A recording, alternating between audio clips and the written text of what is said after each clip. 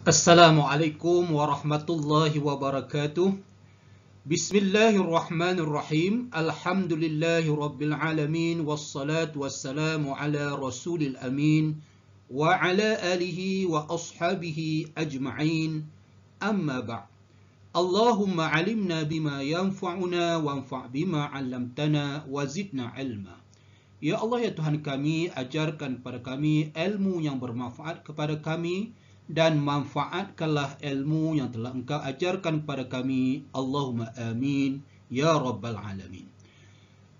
Alhamdulillah, pada perkongsian kali ini tajuknya ialah kesan-kesan yang terhasil daripada keimanan dengan perkara sam'iyat. Al-atharu al-mutarattibatu ala iman bis-sam'iyat. Okey, dalam perkongsian kali ini ada dua perkara penting yang akan kita ketahui. Yang pertama, kita akan mengetahui melalui perkongsian ini ialah kesan yang terhasil berikutan beriman dengan perkara sam'iyat.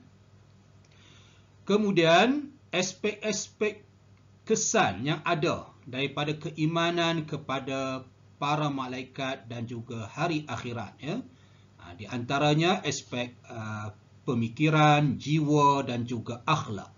InsyaAllah kita akan ketahui melalui perkongsian kali ini. InsyaAllah. Melalui pembahasan ini, kita boleh rujuk muka surat 82 dan 83 dalam buku teks. Ada dua aspek yang dikemukakan, iaitu yang pertama, kesan beriman kepada para malaikat. Ada 5 semua kesan dia di situ, kita akan lihat. Kemudian, aspek yang kedua ialah kesan beriman dengan perkara sam'iyat yang selain daripada para malaikat, iaitu yang melibatkan perkara-perkara yang berkaitan dengan hari akhirat.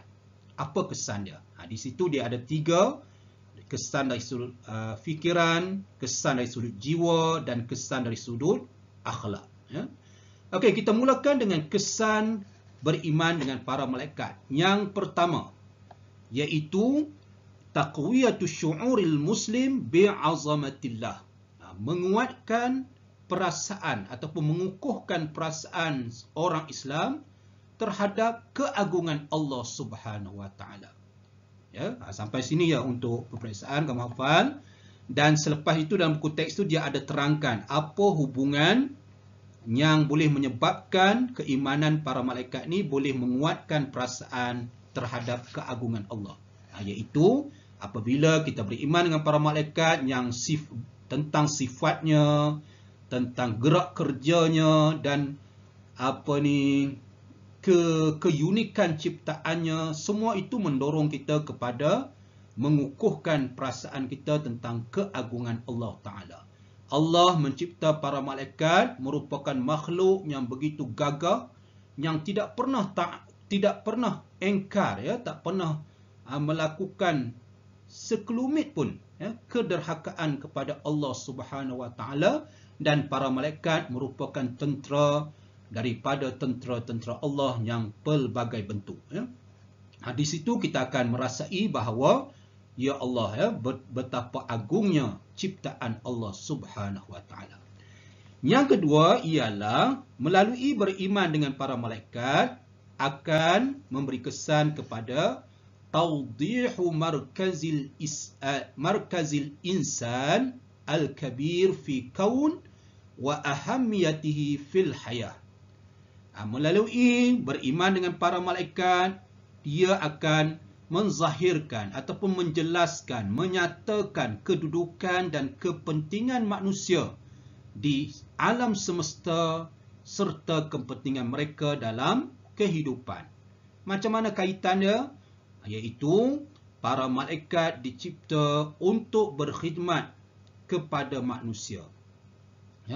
Manusia sentiasa diiringi oleh para malaikat, dicatat segala amalannya, sehingga kan peristiwa awal penciptaan manusia iaitu Nabi Adam, para malaikat diperintahkan agar sujud kepada Nabi Adam sebagai penghormatan kepada Nabi Adam. Ini menunjukkan bahawa kedudukan markazul insan al-kabir, kedudukan manusia yang begitu besar di alam semesta ini dan juga kepentingan mereka iaitu insan tadi dalam kehidupan.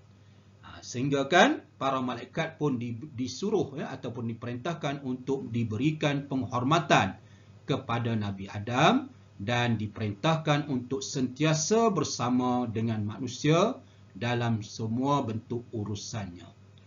Itu kesan yang kedua. Kesan yang ketiga pula, beriman dengan para malaikat yadfa'ul insanu ila tashabbuh bihim fi ta'ati wa mudawamati ala amalis salihat. Sekurang-kurangnya sampai sini, tapi sambung sampai di sini adalah lebih baik. Iaitu beriman dengan para malaikat mendorong manusia ataupun keimanan dengan para malaikat menjadi dorongan kepada manusia agar sentiasa mencontohi para malaikat dari sudut ketaatan mereka dan juga sentiasa melakukan amal soleh yang tanpa sebarang kederhakaan ataupun maksiat. Jadi orang yang beriman dengan para malaikat akan berfikir, oh ada makhluk Allah yang begitu taat, mengapa aku tidak mengikut cara mereka? Oleh sebab tu, manusia yang mampu mencontohi para malaikat sebenarnya mereka adalah lebih baik kedudukannya daripada para malaikat. Sebab anak Adam ini diberikan keinginan, tapi mereka mampu mengatasi keinginan mereka demi ketaatan kepada Allah Subhanahu Wa Taala. Jadi beriman dengan para malaikat ini menjadi pencetus ataupun pendorong agar manusia mencontohi para malaikat dari aspek ketaatan dan amal baik ataupun amal soleh yang mereka lakukan. Itu kesan yang ketiga. Masih lagi kesan beriman dengan para malaikat, iaitu yang keempat.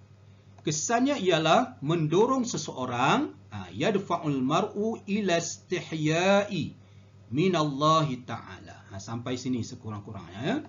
Hafal. Mendorong seseorang kepada malu daripada Allah Subhanahu Wa Taala. Mendorong seseorang merasa malu terhadap Allah Taala. Apa kaitan beriman dengan para malaikat dengan malu tadi? Iaitu alasan dia ialah, ini juga penting, liyaqinil insan bi annal malaikata tataghashahu fi majalisihi wa yatawalla kitabata a'malihi. Iaitu kerana keyakinan manusia bahawasanya para malaikat sentiasa bersamanya. Tataghashahu makna sentiasa bersama. Fi majalisi pada semua tata cara kehidupan dia. Wa yatawalla dan para malaikat bertugas mencatat segala amalan buat manusia. Oleh sebab itu, sepatutnya orang yang beriman dengan para malaikat akan merasa malu untuk derhaka kepada Allah Subhanahu Wa Taala. Kerana para malaikat sentiasa bersama mereka dan mencatat amalan buat anak Adam. Oleh sebab itu mereka akan rasa malu. Okey, yang terakhir dalam beriman dengan para malaikat ini, apa kesan dia ialah yastash'irun insanu biimanihi bil malaikah al-unsa wa adamal wahsyati au istislam lil ya'si. Sampai sini sekurang-kurangnya, ataupun sampai sini pun dah memadai. Adamul wahsy dan wahsyah ni dengan istislam lil ya'si ni maknanya sama, iaitu beriman dengan para malaikat akan menimbulkan rasa tenang, merasa tenang dan juga merasa selesa. Tidak rasa kemurungan, adamul wahsyah. Wahsyah ni makna kemurungan, kesunyian. Ataupun menyerah kalah, berputus asa. Jadi orang yang beriman tidak akan rasa sunyi, murung ataupun berputus asa. Mereka sentiasa rasa selesa dan juga tenang. Sampai di sini. Itu dorongan kalau kita beriman dengan para malaikat. Kenapa kaitan dia? Liyaqinihi bi anna hunaka malaikatan bi anna hunaka malaikatun yaqumuna ala hifzihi wa riayatihi bi amrin minallahi ta'ala. Kerana keyakinannya bahawa terdapat para malaikat yang berperanan menjaganya dan memeliharanya atas arahan Allah Subhanahu wa taala. Itu kaitan dia. Kenapa dia orang yang beriman dengan para malaikat akan rasa tenang? Sebab dia yakin bahawa para malaikat bersamanya menjaganya atas arahan Allah Subhanahu wa taala. Seterusnya ialah aspek yang kedua, iaitu apa kesan kita beriman dengan perkara sam'iyat selain daripada para malaikat, terutamanya yang berkaitan dengan hari akhirat. Dia ada 3 aspek ataupun 3 dimensi kesan. Yang pertama, kesan dari sudut fikrian. Ini setiap satu ni kamu kena hafal. Dari sudut kesan fikrian, kesan nafsian dan kesan khuluqian. Ketiga-tiga ni kamu kena hafal. Kerana kadang-kadang soalan dia khusus terus sebutkan kesan pemikiran daripada beriman dengan perkara sam'iyat. Dia khusus terus. Ataupun kesan dari aspek kejiwaan ataupun sebagainya. Okey, kita mulakan dengan atharu fikrian. Kesan-kesan dari aspek pemikiran. Tengok di sini dia kata mayyu'minu mayyu'min bil hayatil ukhra yajidu. Sesiapa yang beriman dengan hari akhirat ataupun kehidupan akhirat, nescaya ia akan dapati, dijawab syarat dah tadi, dia akan dapati tafsiral kasiri min zawahiril hayatil insaniyah allati yudriku ma'naha min khilal imanihi biyaumil akhir. Dia akan dapati huraian yang begitu luas berkaitan dengan kehidupan manusia. Orang yang beriman dengan hari akhirat, dia tidak menjadi manusia yang sempit pemikiran dia.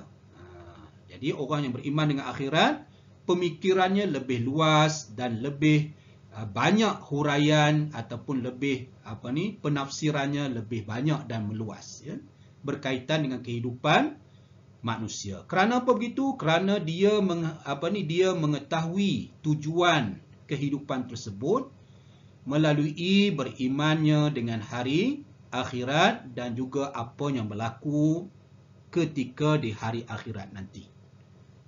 Melalui itu dia akan rasa kalau dia dari aspek pemikiran dia boleh tafsirkan begitu 1001 macam ruang untuk kehidupan manusia ini. Bukan hanya di dunia tetapi menjangkau kehidupan di akhirat. Dia akan dapat huraian ataupun penafsiran yang meluas berkaitan dengan situasi kehidupan manusia. Bukan hanya sempit kepada kehidupan dunia. Oleh sebab tu, dari sudut pemikiran orang yang beriman dengan perkara sam'iyat ini, pemikiran dia lebih luas, tidak sempit. Terutamanya dalam menghadapi situasi-situasi kehidupan. Kalau contohnya kehidupan dia di dunia tidak menepati kehendak dia akan berfikir bahawa itu adalah sementara, kerana dia akan menghadapi satu lagi kehidupan. Sekiranya dia menepati kehendak Allah di kehidupan dunia, dia akan dapat kebahagiaan di akhirat. Begitu juga sekiranya dapat kesenangan. Dari sudut pemikiran dia akan mengatakan kesenangan dia ini perlu disyukuri kerana semuanya akan dihitung di akhirat nanti. Macam-macam lah dia boleh tafsirkan kehidupan dia ni, kerana dia boleh kaitkan dengan satu lagi kehidupan yang kekal abadi, iaitu di akhirat nanti. Jadi pemikirannya tidak sempit, hanya tertumpu di dunia, tetapi orang yang beriman dengan hari akhirat ini, dia pemikirannya adalah lebih luas dan lebih fleksibel, ya. Seterusnya, kesan dari sudut kejiwaan, nafsian, ya, dari sudut kejiwaan. Apa kesan beriman dengan hari akhirat dari aspek kejiwaan? Tengok di sini disebut, yazra'u imanu biyaumil akhir fi nafsil muslim syu'uran birridha wa ta'maninatu bil ta'maninati wa qana'ati. Sekurang-kurangnya sampai di sini, ya. Ataupun kamu sebut sampai redha pun dah cukup. Menyemai. Keimanan kepada hari akhirat menyemai dalam jiwa. Tengok dari aspek kejiwaan, ya. Dalam jiwa seseorang muslim tadi, seorang yang beriman dengan hari akhirat tadi, perasaan sentiasa redha, tenang dan juga mencukupi apa saja situasi yang dia hadapi. Kerana apa? Nazran liyaqinihi fi adalati ilahiyah al-mutlaqah. Kerana dari aspek keyakinannya kepada keadilan Allah yang mutlak. Dia akan rasa yakin bahawa apa saja yang berlaku pada diri dia, dia akan redha dan tenang serta rasa cukup. Kerana dia yakin bahawa itulah keadilan Allah Subhanahu wa Ta'ala terhadap dirinya ataupun terhadap diri orang lain. Jadi itu kesan yang ada bagi orang yang beriman dengan hari akhirat kepada jiwanya, ya. Itu dari sudut kejiwaan. Dan yang terakhir, apa kaitan beriman dengan hari akhirat kepada akhlak, ya. Tengok kesannya dari aspek akhlak, ya, khuluqiyan. Ya'malu al-ilmanu bil yaumil akhir ala iltizam bil qiyamil akhlaqiyah ladal insanil mu'min. Sampai sini. Yang penting ni dia punya kunci dia ialah iltizam bil qiyamil akhlaqiyah. Itu kata kunci dia. Orang yang beriman dengan hari akhirat memberi kesan dari sudut aspek akhlaknya, iaitu tengok ni, berperanan mengetahui ni. Ilmam maksudnya mengetahui, memahami dengan hari akhirat. Peranan dia apa? Iltizam, menjadikan seseorang mukmin tadi sentiasa patuh, komitmen dengan nilai-nilai akhlak yang baik. Ladal insan mukmin, terhadap terjadi perkara itu kepada orang mukmin, ya, manusia yang beriman. Kenapa manusia yang beriman akan sentiasa committed ataupun iltizam terhadap nilai-nilai akhlak yang baik? Kerana li'annahu yuqinu bi anna ma yuqaddimuhu fil hayatihi ad-dunya sayuhasibuhu alaihi fil akhirah. Kerana orang yang beriman akan meyakini bahawa segala yang dia lakukan dalam kehidupan ini akan dihitung di hadapan Allah di akhirat nanti. Apa yang berlaku selepas itu apabila dia yakin akan dihitung, wa min samma, oleh demikian itu ataupun justru itu, dia akan sentiasa bersungguh-sungguh. Yakunu harsul mu'min ala akhlaqil fadilah, bersungguh-sungguh untuk berakhlak mulia dan beramal soleh. Itu kaitan dia dari aspek akhlak, ya. Orang yang beriman sudah tentu dia akan berakhlak mulia. Itulah tiga aspek yang ketiga-tiga ni kamu kena hafal, kerana kadang-kadang soalan dia akan fokus kepada aspek tersebut. Itu saja untuk perkongsian kali ini. InsyaAllah kita akan bertemu lagi dengan perkongsian yang berkaitan dengan tajuk lain, ya, berkaitan dengan sam'iyat, insyaAllah. InsyaAllah pada pertemuan yang akan datang ataupun perkongsian yang akan datang, kita akan melihat tajuk yang menjadi sukatan bagi kamu ialah berkaitan dengan imamah, ya, berkaitan dengan imamah, pemerintahan ataupun isu kepimpinan. Apakah syarat manusia ataupun seseorang itu perlu dilantik, syarat menjadi imam ataupun pemerintah dan sebagainya. Itu adalah merupakan tajuk yang penting untuk kita kuasai. Jadi untuk setakat ini, saya ucapkan terima kasih. Wallahu a'lam. Sehingga bertemu lagi. Assalamualaikum warahmatullahi wabarakatuh.